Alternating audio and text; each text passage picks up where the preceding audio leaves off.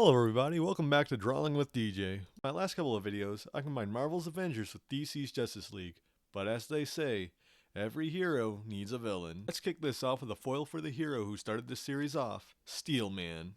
It was a rainy night in New Metro City. The city's cerulean protector, Steel Man, was patrolling the town, worried that criminals would attempt to use his veil of darkness to commit injustices in shadow. He was about to call it a night until he witnessed something baffling. The New Metro City bank was being robbed, and the perpetrator was none other than Queenum City's starry knight, Captain Bat. Okay, turning to crime's one thing, Rogers, but did you really have to come all the way here from Queenum to do it? Tony quipped. Cap was never the chattiest person in the room, but something about his silence here felt off to Tony. Cap dropped the money and threw two Starikins at Steelman, who proceeded to laser both of them out of the air before catching a surprise third one in his hand. Before he could let another quip out, it exploded in his face, and Captain Bat escaped on his bat cycle. Steelman pursued the Bat, who pulled out a handgun of all things from his utility belt. Tony knew something was definitely off now, as Captain Bat never used firearms. Tony swooped down next to Bruce to grab the gun before he could hurt somebody, but before he could, his suit detected an abnormal amount of green Starktonite. Tony scanned the gun with his X-ray goggles to find that every single bullet in his magazine was made of pure green Starktonite. A single well-aimed shot from that gun could make any Starktonian machine go haywire, including Tony's mechanical heart. He knew of only one man who had access to that much of the green stuff, his arch-nemesis, Lex Khan, aka the Mogul. Tony concluded that the Mogul must have hypnotized Cap with one of his rings, then supplied him with the Starktonite, in hopes that they'd both destroy each other. Tony wanted to go after the Mogul, but he knew that he couldn't take on him and Cap at the same time, especially with an arsenal of Starktonite bullets. So he decided to level the playing field. He managed to hack into Cap's communication system and contact his sidekick, Falcon Girl, and caught her up to speed. She soon flew in from Queenum with a vial. Find a way to make him hold still, she instructed Steelman. Once he gets a whiff of this stuff, he's definitely going to go back to the Cap we know and love. Steelman used his freeze race to stick Cap's limbs to the ground long enough for Sam to open the vial under Cap's nose. The hypnotized super social began to vomit, and he began to realize what happened. Hypnosis. Who is it this time? Manchester Purple? Poison? Dr. Enchanto even? He inquired. Mogul. Tony and Sam answered in unison. The trio made their way to the LexCorp building to find some answers. A bald figure stood atop the roof of the building, concealed in darkness. Have you gotten too lazy to even commit your own crimes and need Captain Bat to do it for you? Steelman heckled. Well, at least I only need the help of one hero to help me do my bidding. It appears you have me outnumbered 3-1. Honestly, I'm flattered, Mogul responded. A light flashed from the ring on his right thumb, transforming his three-piece suit into a suit of mechanized armor, his skin into scales, his teeth into fangs, and his fingers into claws. Too bad it won't be enough, he exclaimed as he sent a disintegration beam from the ring on his right ring finger right at Steelman. Captain Bat managed to throw a Starkin in the way to intercept it. Well done, Captain, Mogul responded, unfazed. Energy from his rings began to surge down his arms, and his eyes started to glow. But can you block this? Two beams shot from his eyes, but Captain Bat blocked him with his shield. You know, some say imitation is the sincerest form of flattery, Falcon Girl joked. That mediocrity can pay to greatness, Steelman continued. I am surprised that feeble minds such as yours fail to see my creation as more than a pale imitation of Steelman's. His suit may be powered by a single Starktonian reactor, but mine is powered by 10 Macloan rings. This superior suit gives me the ability to will all of them to their full potential. He lifted off the ground. Flames erupted from his boots, lightning arced from his torso, and ice formed around his arms. Mogul shot a freeze ray at Falcon Girl, but Captain Bat leapt in front of it to block it, and was frozen instead. Mogul then set his eyes on Steelman. The M on his chest opened up, then fired another, larger disintegration beam. Steelman retaliated by firing the unibeam from the S on his chest, causing what appeared to be a stalemate. Falcon Girl tried to tip the scales by throwing every bird ring she had at him, but bolts of electricity shot from his armor to intercept each one. He then aimed another beam at the young sidekick. All appeared hopeless until Steelman said, Kelvis, disable cardboard protocols. Steelman's chest beam overwhelmed Mogul's, destroying the beam's mechanism entirely. He then landed a Mach 5 haymaker into Mogul's suit, shattering it. Falcon Girl managed to break Captain Bat free, and he tied up Mogul using his grappling gun. Too bad it's 3 against 1, Khan, Captain Bat said. That's where you're wrong, Captain. I was merely distracting you while my teammates did the dirty work. Manhole covers started blasting off of the streets of New Metro City, which were beginning to flood. One of your pals from Queenum, I believe. Mogul managed to put his suit back together with his rings while everyone was distracted by the waterworks. Steelman blocked another shot from Mogul. Y'all two go stop whatever's going down there. I'll take care of Six Ball here. Alright, and we will continue that story when we get to our next character. Now to address the herd of elephants in the room. Yes, I have a new microphone that doesn't sound like an Intercom D15. Uh, I literally just went to Best Buy and got the cheapest one they had, and it's 10 million times better than the one built into my headset, so no more tin can DJ for now. In addition to that, I'm also changing up my format a little bit.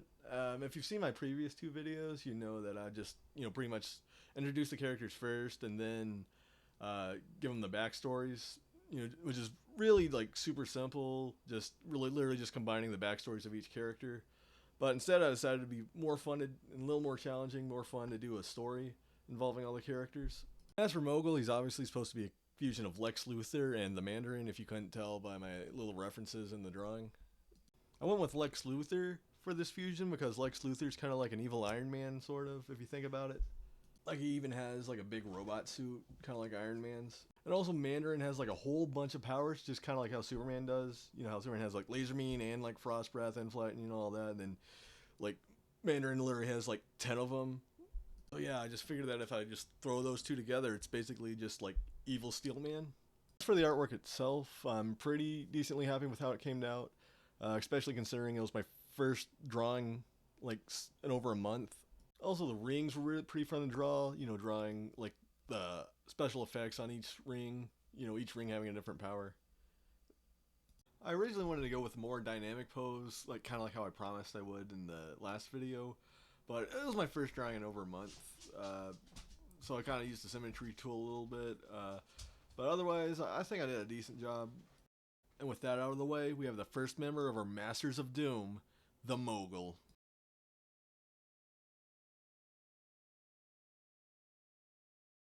Let's jump back into the story and see what Captain Bat and Falcon Girl are up to. Captain Bat and Falcon Girl jumped off the LexCorp building and met on a fire escape. Captain Bat sent his Bat-Boat over from the Americave, along with Falcon Girl's pet Falcon Ace-Wing. He changed into his diving suit and equipped his Bat Sea Scooter. You and Ace-Wing go look for as many survivors as you can. I'm going to find whoever's causing this chaos, he ordered. Aye, aye, Captain, Falcon Girl responded with a jovial salute. The Bat then dove into the flooding streets of New Metro City and entered the nearest manhole in search for clues. After about 10 minutes of searching the dark tunnels, he noticed something. Sets of claw marks formed a trail along the floors and walls. They appeared to go on endlessly, until they converged into a big tunnel carved into the wall. Cap knew of only one person who was capable of digging a burrow this wide. He followed the trail into a now flooded subway system. He kept eyeing the area for more clues to the suspect's whereabouts, until he noticed 12 blips on his scooter's radar. There was an immobilized train with panicking citizens in the final car, unable to signal for help. He made his way to the rail car, unhitched it from the rest, and used his grappling gun to tie it to his waist. Super Soldier Serum, don't fail me now, he thought to himself. He grabbed the track's one ties, and slowly but surely managed to pull the passengers in the car all the way to the part of the tracks where they emerged above the streets. He signaled Falcon Girl over to escort the passengers the rest of the way to safety, but then made a realization. Only 11 people got off the train. Excuse me, sir, but was there anyone left in any of the other rail cars? He asked one of the citizens. Nope, all of us got into that front car as soon as the water started gushing in. After swapping out his air tanks, he made his way back to where he left his scooter. You wouldn't be able to tell just by looking at him, but his security was slowly being replaced by dread, as he was now mostly sure of who was flooding the city. He finally made it back to his sea scooter, only to find that it had been sliced in half. He was now certain of who was behind this. Terrified as Cap was, the thought of people in peril gave him the determination to power through it, and he swam on. He found another tunnel, and it led to New Metro City's canal pumps. Luckily, this part of the underground somehow wasn't flooded yet. Captain Bat took off his air tanks and breathing apparatus, and couldn't shake the feeling as if he was being watched, or more accurately, being stalked. A large figure darted across the far side of the room. Cap looked around the room and shined his bat light into the water to look for the beast. Occasionally an eye, tail, nostril, or flipper would pop out of the water just briefly enough to be spotted, along with an accompanying reptilian growl or hiss. Cap made his way from the flimsy catwalks to a part of the facility with a concrete floor. Soon after, he noticed a scraping sound coming from beneath him. The bat rolled out of the way as a yellow humanoid abomination covered in scales and scutes erupted from the concrete floor beneath him. It was as he feared. Waylon Rodriguez, aka the Crocodillo. Well, if it ain't the Star-Spangled Rodent himself, I wasn't expecting to see you down here. I thought the big boss man was supposed to have you murder the Tin Man. I don't murder people, Rodriguez. Especially my friends, Captain Bat responded. Of your boss, what even is the plan here anyway? Why flood New Metro, not Queenum? Why wouldn't the Mogul want his own city flooded? Ah, so Mr. Gumshoe here don't feel like solving the puzzle no more. What'd be the fun of me spoiling the big reveal now, Mr. Sherlock Tracy? Well, on second thought, I'm guessing you won't be surviving that long anyway. Bold assumption concerning how many times I've taken you down before. Oh, boy, this time's different, ain't it? We in my turf now, boy. Or should I say surf? Crocodillo dug his claws into the pavement and lunged towards Captain Bat, rolling into a scaly wrecking ball. Cap managed to handspring out of the way, but his air tanks he'd taken off earlier weren't as agile. Crocodillo grabbed both of them, punctured them, and sent them flying towards the starting night. He vaulted over the first, then sprung off the second into a higher catwalk while the tanks blew a hole in the wall. Water was now gradually filling this room as it was the rest of the city. Croc swam over to where the catwalk led, buried his claws into the wall, and climbed to the end. With a single swipe, he severed his connection to the ladder, turning it into a slide into his deadly claws. Captain Bat threw 2 starikins, but they both bounced off of his impenetrable shell. Croc began to laugh at this failed attempt, giving Cap the opportunity to throw a gas grenade into his gaping maw. He then made his way to the ladder while Croc was preoccupied with the smell of ammonia. Crocodillo pursued his prey up the flooding tunnel, which led to the sunken streets of New Metro City. The Bat grabbed a flare gun from his utility belt and managed to fire it before getting grabbed by his pursuer.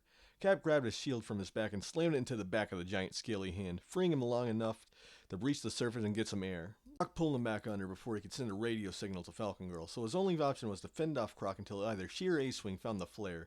The fight to make it to the ever-raising surface appeared futile, until a shiver of sharks converged on Crocodillo, distracting him long enough for Cap to radio Falcon Girl. Croc prepared to slice off both of Captain Bat's legs, but was struck by a blue trident.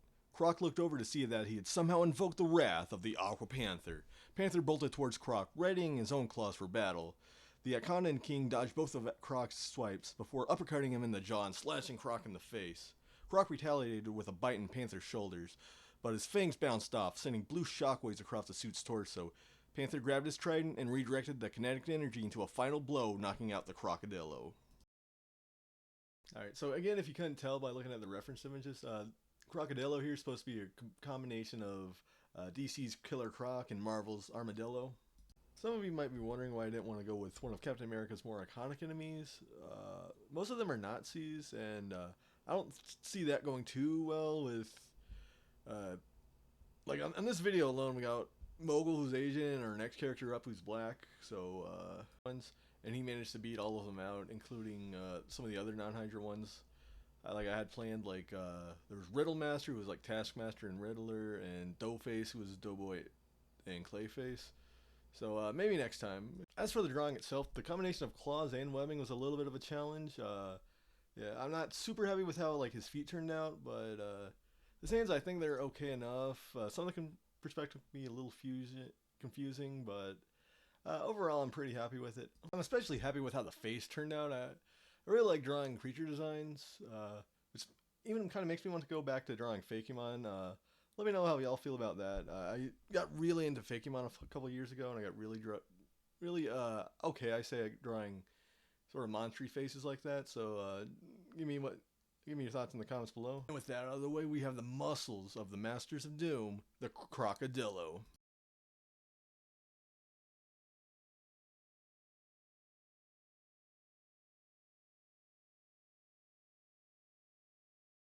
Now back to see what Captain Bat and Aqua Panther are up to. Aqua Panther drove Crocodillo up to the Bat boat. Never thought I'd see another Atlantean after my days in the Invader Society, Captain Bat remarked. Judging by the panther motif on your armor, it appears you're Akondan royalty. It is surprising for a surface dweller to be knowledgeable on such things, but you are correct. What brings you here all the way from Wakanda, your majesty? Surely you didn't travel all the way here from the other side of the Atlantic just to apprehend Rodriguez here. Correct again. I am here to stop my sworn enemy, the Black Crab. My intel informs me that he has collaborated with other villains on some scheme involving the city. I wish we could help, but we have to put Crocodillo here behind bars. Panther gave them a nod and dove back into the flooded streets. He noticed that the water levels had stopped rising for now, which probably meant that Black Crab's phase of the plan was almost ready. He recruited a pod of dolphins to aid him in tracking down Crab's sonic cannon, but the directions they kept telling him were varying from each individual. He had the pod go help any citizens Falcon Girl may have missed and climbed the nearest building to get a bird's eye view. That's when he saw a figure nearby on a rooftop, with glowing red eyes. This must have been the Black Crab. Upon this figure spotting Aqua Panther, they ran. Panther then proceeded to chase his prey. Going from rooftop to rooftop, through windows, fire escapes, and even across an elevated railway, the chase came to a dead end, yet the person Aqua Panther was chasing was nowhere to be seen. Baffled, Panther was looking for any place Black Crab could have escaped to. His pondering was soon cut short as a green hand reached from the floor and yanked his ankle to the side. They figured he'd been chasing hadn't been Black Crab, but some woman with red eyes and green skin. She landed a blow right to Panther's face. He tried to fight back, but she managed to dodge every single strike as if she could read his mind. She was about to land another blow, but then suddenly stopped. "You aren't one of them," she said, lowering her fist. "One of whom?" Aqua Panther asked. "They call themselves the Masters of Doom. They're a group of evildoers whose plan involves stealing this entire city. I'm tracking down the one known as Trap Master." "I am tracking down a different villain who goes by Black Crab. It seems likely that he may have joined this team as well." "All right, then let's stick together. I'll lead the way to Trap Master. I know you don't know where Crab is yet, but we'll keep an eye out for him on the way." "How did you—" "Telepathy. Well, let's get going." Martian Widow dove back into the water, transforming her legs into a hydrodynamic tail and growing a set of gills. "I have established a telepathic link. Let me know if you find anything." They made their way to the new Metro City Park. "Mines," Panther pointed out. "Your Trap Master must be close." "These aren't typical Earth and naval mines either. These are sonic mines." "Black Crab must be involved with these as well. Sonic weaponry is his modus operandi." Widow phased through the mines, disarming them. "We must be close now." Just then, a black crab-shaped mechanism emerged from the ground beneath them. "I suppose you are right," Aqua Panther concluded. A booming voice projected from the machine. "Now who ordered the 2-piece seafood platter?" A giant claw reached for Aqua Panther, but he managed to dodge out of the way. Another one reached for Widow, and she phased through it. "Oh, you must be that Martian I was told about. How about some of this?" Eye stalks from the machine fired 2 ultra-hot lasers at Widow, triggering her fear of fire and causing her to flee. While Crab was looking away, Panther lunged his trident into a gap in the armor plating and pried his way into the vehicle. With the Mecha Crab flooding, David Claw suited up and prepared for battle as the Black Crab. He blasted Panther out of the vehicle with his sonic cannon arm. Aqua Panther held his trident in a defensive position, anticipating a follow-up attack, and caught Crab's wrist harpoon. Crab responded by kicking Panther in the face and slashing him in the chest with his vibro knife. Crab narrowly avoided 2 slashes of Panther's trident before getting cut in his left arm.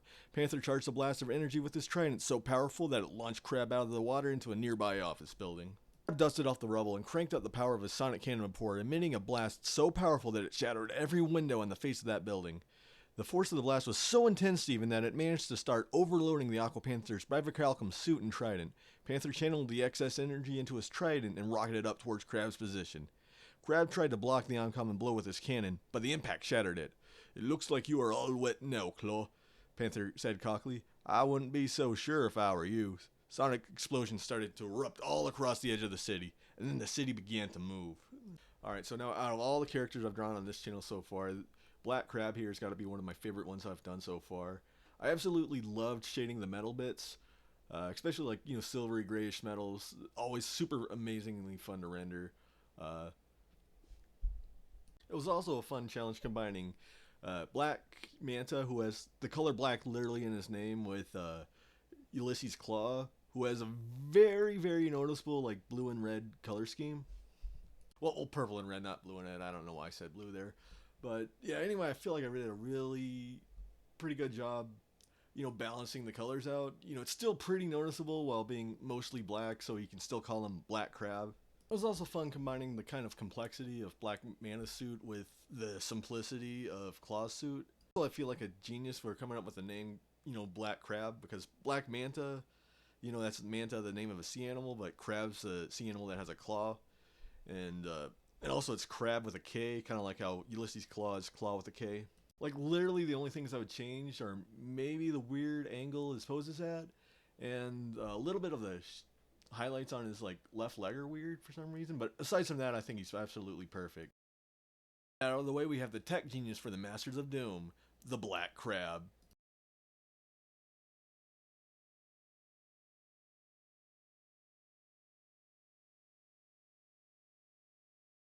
Alright, now let's jump back into the action and see what Martian Widow is up to. Martian Widow fled from the scorching eye beams of Black Crab's mechanism and continued her search for Trap Master. She followed a trail of ever-increasing sonic mines until she made it to the edge of town. In her search, she managed to spot some of Black Crab's goons. She managed to catch one of them off guard, who had surfaced for a restroom break, and shapeshifted into him.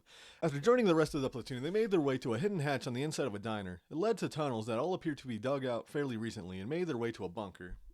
"Already, boss," the lead goon said, radioing somebody. "Hello? Mr. Crab? Dang it, how's Dillo's crew?" "Can't get a hold of him, sir." Damn it, Mogul's busy playing with the Titanium Boy Scout, so now we gotta answer to the friggin' skull face now. Just great. He adjusted the radio dials. Hello, Mr. Master? We can't get a hold of Crab. Should we just go ahead and commence phase 3? Affirmative, Trap Master replied.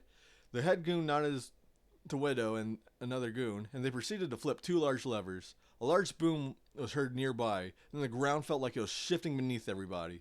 After the rumbling stopped, they exited the bunker and continued through the tunnels to an observation deck. What should have been just limestone previously was now showed the open floor. Sir, I gotta take another leak. Widow told the head goon, trying to stay in character. Jeez, Lopez, you gotta get that bladder of yours checked out when this is all over. It was annoying at first, but now I'm genuinely concerned for your health. She scanned the minds of the other goons and managed to locate Dr. Trap's hideout. It was down this elaborate tunnel system full of traps. Trap Master was often hired by bigger bats to help train their goons, and part of his training involved setting up elaborate mazes filled to the brim with depth traps for them to avoid, even when they were on duty. Lunatic's connection to the Mogul and Black Crab allowed him a lavish supply of a hyper-intangible nth metal alloy, meaning the path to him would be far from a walk in the park. At first, she managed to use her Martian senses to avoid setting off any traps, but eventually her luck ran out, and a wandering rat managed to make its way into the tunnel and trip a laser sensor. Spears lunged from the walls, fire spewed from the ceiling, an electric current ran through the floor. Widow vaulted, slid, and climbed around all of it until she coming to the end of a hallway. Blocking her path was a 30-foot pit with spiked grinding wheels, which she managed to get past by simply stretching her legs over it via her shape-shifting. Upon opening the door at the end of the hallway, she was met by a fiery explosion and launched into the grinder. Luckily, her physiology allowed her to slip through the grind wheels relatively unharmed before passing out.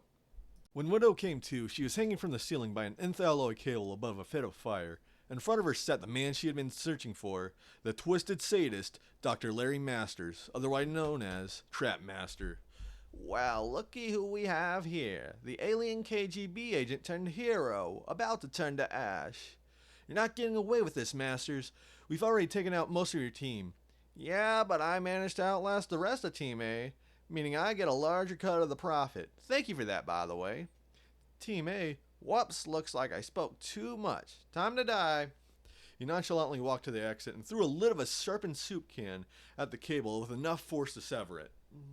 Quickly, Widow shifted her foot into a hand and grabbed the part of the cable still attached to the ceiling. She swung away from the burning pit and pursued Trap Master. Upon facing through the locked exit door, she found that the next room was a break room full to the brim with Mogul, Crocodillo, and Black Crab's goons. Everyone stopped what they were doing and charged at her. She dodged and faced through most attacks, reading each of the goons' minds to predict every next move. After making her way through most of them, they sent in reinforcements. From the security room, Trap Master sat and watched the footage of the violence, as well as several martial arts films and recordings of past Olympics events, unfazed by the Martians' combat skills. Once Martian Widow finished off the goons, both she and Trap Master made their way to a large empty room between the security room and break room. Seemed like a nice warm-up, Masters taunted. Now let's see if you can best the real deal. He kicked his shield off the ground into his arm, then flipped a lever that opened a weapon rack on Widow's side of the room. Just so it's a fair fight, Widow grabbed a single katana. How chivalrous. They ran at each other, weapons drawn, and then proceeded to clash blades. Not only did Master's photographic reflexes give him the ability to remember and replicate any maneuver he had ever seen in his entire life, but his jumbled mind was also impossible to read, negating one of Widow's most notable combative advantages. She persisted, however, long enough for Master to get even cockier than usual. "Let's finish this," he exclaimed before flipping another lever, this one dropping out the floors, revealing that New Metro City was now miles above the Atlantic. Only a single beam stood where the floor was. They kept at it until the beam couldn't take any more jumps and or flips and gave out. Both were now falling to their certain death, and they accepted their fates. Before impact, however, they were both caught. Widow in a transparent light bubble, and Masters with a golden lasso. And to be continued. And if you couldn't tell already, by the reference images, Trap Master is supposed to be a combination of Dr. Trap, a kind of obscure-ish Martian Manhunter villain, and Taskmaster. I know I originally said I was going to combine Taskmaster with the Riddler, but I was kind of running out of Black Widow villains because Black Widow doesn't have a huge rogues gallery. She has 10. So I decided to give her Taskmaster because Marvel kind of mixes and matches their villains anyway. And I chose Dr. Trap because even though he's kind of obscure, he only appears in a handful of comics and one episode of Harley Quinn, if I remember right. I just think he has a cool design. You know, I just wanted like a really edgy character for this one, and I think he fits. Also, Taskmaster's immunity to telepathy, you know, because of his like reflexes, like messes up his brain. You know, it makes him like a perfect enemy for like a Martian. That we have the security expert and the goon trainer for the Masters of Doom, Trap Master. With that, we have the first half of our Masters of Doom with the Mogul, Crocodillo, Black Crab, and Trap Master. For my next video, it's not going to be another Masters of Doom. I'm going to wait a bit before doing that so I don't get burnt out. But I'm going to make a poll for y'all to decide what I'm going to do next. And I've come up with way more ideas for teams since last video. And also, please tell me how you like this new format too. I'm still new to this. I'm still, trying new stuff. Just let me know if you like this format or if you want me to go back, to the old one, or if you want me to do like a half and half sort of thing. And also, just like my last couple of videos, I'm going to be shouting out the names of any commenter who guesses who these non-drawn characters were supposed to be fusions of. And with that, like the video if you enjoyed it, subscribe if you want to see more, hit the bell to be notified, and comment to let me know your thoughts on the video. I've been DJ, this has been Drawing with DJ, and I'll see you next time. Goodbye and thank you for watching.